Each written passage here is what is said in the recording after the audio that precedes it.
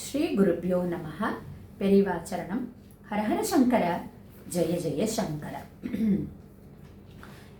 வேதவியாசருடைய சிவபுராணத்திலிருந்து சரஸ்வதி தேவியின் தோற்றமும் சும்பன் நிசும்பனுடைய வதமும் தான் பார்த்துட்டு இருக்கோம். மாதங்கின்னு கூப்பிடுறோம்.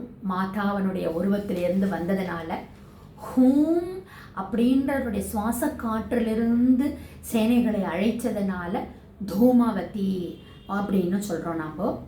அண்ட் பார்வதி தேவியினுடைய அம்சமாகவும் இருக்கிறதுனால சண்டிகா, காளி, நம்ம ஆல்ரெடி சொன்னோம் விலாசினி, விஜயா அப்படிங்கிற ரூபங்களாகவும் அம்பாளை நம்ம கொண்டாடுறோம். இப்போது இந்த சும்பனம் நிசும்பனம் வந்து பார்க்குறா. அந்த பெண்மணியினுடைய அழகு கொஞ்சம் இவாளை அசைச்சு கொடுக்காது. இப்போ நிசும்பன் என்ன பண்ணுறான், ரொம்ப ஸ்மார்ட்டாக ஆக்ட் பண்ணுறோன்னு நினச்சிட்டு ஒரு என்ன சொல்கிறது, ஆசை வார்த்தைகள். ஒரு ஒரு ஹீரோவாக இருக்கக்கூடிய ஒரு ஹீரோயினை மயக்கணும் அப்படின்னா, ஒரு தலைவன் ஒரு தலைவியை மயக்கணும் அப்படின்னா ஒரு மயக்கும் சொற்களை எல்லாம் சொல்லுவான் இல்லையா, அந்த மாதிரி ஒரு ஸ்வீட்டான வார்த்தைகள் எல்லாம் பேச ஆரம்பிச்சிட்டோம். எப்படி பேசுகிறான், என்னுடைய பலம் எப்படிப்பட்டது தெரியுமாமா, உனக்கு தெரியாது, இந்திரனையே ஆட்டி படைக்கக்கூடியது, பராக்கிரமம் தேவர்களை எல்லாம் அப்படி ஓட விட்டுடும். நீ மட்டும் எனக்கு மனைவியா வந்தேனா இந்த உலகத்தையே நாம் ஆட்டி படைக்கலாம். இந்த உலகம் மட்டும் இல்லை, திரைலோக்கியங்களையும் நம்மளுடைய கண்ட்ரோல் நம்ம பண்ணிக்கலாம். தேவ பதவியெல்லாம் நம்ம காலடி, நீதான் தேவயானி ஆயிடுவேன், நீதான் தேவேந்திரனுக்கு ஒத்த உனக்கு கிங்டம் எல்லாம் உன் காலடியில் சமர்ப்பிக்கிறேன் நான். இந்த திரிலோகமும் உன்னுடைய காலடியில். அம்பாள் தானே எல்லாமே.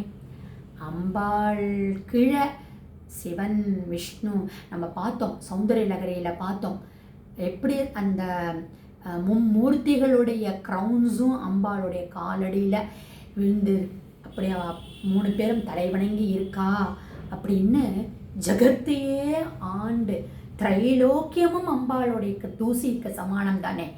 ஆனால் இவன் என்ன சொல்கிறான், இந்த மாதிரி திரைலோக்கியத்துக்கும் உனக்கு அதிபதி ஆக்குறேன் அப்படின்னு சொல்கிறேன், ஆசை வார்த்தை காமிக்கிறான். அப்போது அதான் சொல்லுவா இல்லையா, விநாசகாலே விபரீத புத்தின்னு. பராக்கிரமத்தினால இந்த தேவியை நம்ம வின் பண்ண முடியாதுன்னு இவனுக்கு தோணி போயிடுத்து போல இருக்கு.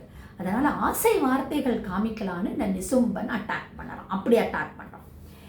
இந்த சும்பாசுரனுக்கு ஒன்றுமே புரியல. ஏன் தம்பி இப்படிலாம் பேசுகிறான், அவன் எப்படிலாம் பண்ணினா ஆயிட போகிறதா அப்படின்னு சொல்லிட்டுன்னு அவன் அட்டாக் பண்ண ஆரம்பிச்சிட்டான். அதுக்குள்ளே இந்த நிசும்பன் என்ன பண்ணுறான், எப்படியாவது தன் வழிக்கு கொண்டு வரணும்னு மறுபடியும் ஆசை வார்த்தைகள். அம்பாள் பார்த்தா ஒரு திரிசூலத்தை எடுத்து போட்டால் நிசும்பன் வதம் ஆயிடும். ஏன்னா நீ அந்த இடத்துல நீ கோழை ஆயிட்ட, பலவீனம் ஆயிட்ட, அதனால தானே இந்த மாதிரி வார்த்தைகள்லாம் நீ பேசணும்னு தோன்றது உன் மைண்டில் அப்படின்னு அம்பாள் நினச்சா திரிசூலத்தால் அந்த நிசும்பனை வதம் பண்ணிட்டான். ஆச்சு. சும்பாசுரனுக்கு இன்னும் கர்ஜனை ஜாஸ்தி ஆயிடுத்து. அப்போது பார்த்தோம்னா அம்பாளுக்கும் சும்பனுக்கும் பயங்கரமான போர் நிகழறது. பார்த்தேன்னா அம்பாள் விடுற அம்புகள் எல்லாம் யானைப்படை, குதிரைப்படை எல்லாத்தையும் அழிக்கிற அம்பாள்.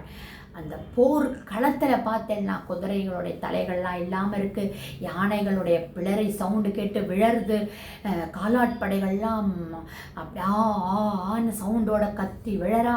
அம்பாளுடைய ஒவ்வொரு பாதம் வைக்கிற சவுண்டும் ஜல் ஜல் ஜல்னு அப்படியே சிம்ஹ நாதத்தோட.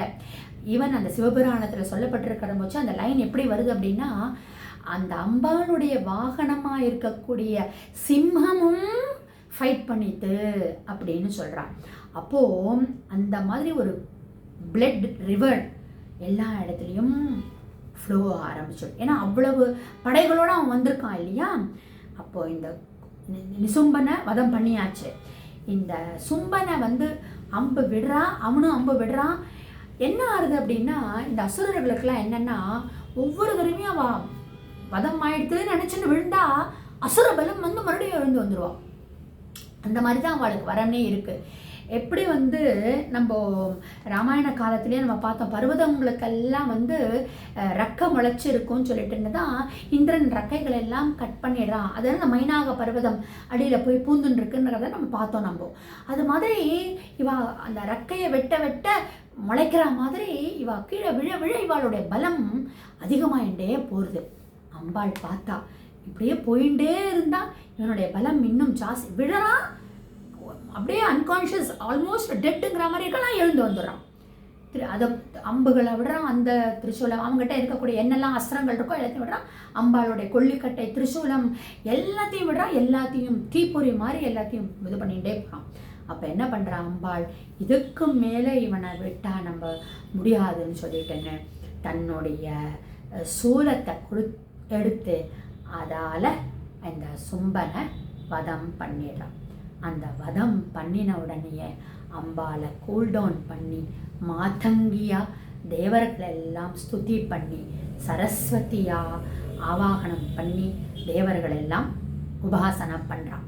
இந்த இடத்துல தேவி மகாத்மியத்தில் ஒரு ஸ்லோகமாக இந்த ஒரு லைன் வருது. என்னன்னா, தத பிரசன்னம் அகிலம் ஹதே தஸ்மின் துராத்மனி ஜகத் சுவாஸ்தயம் அபி தவாப நிர்மலம் சா பவன்னவ அப்படின்னு வருது.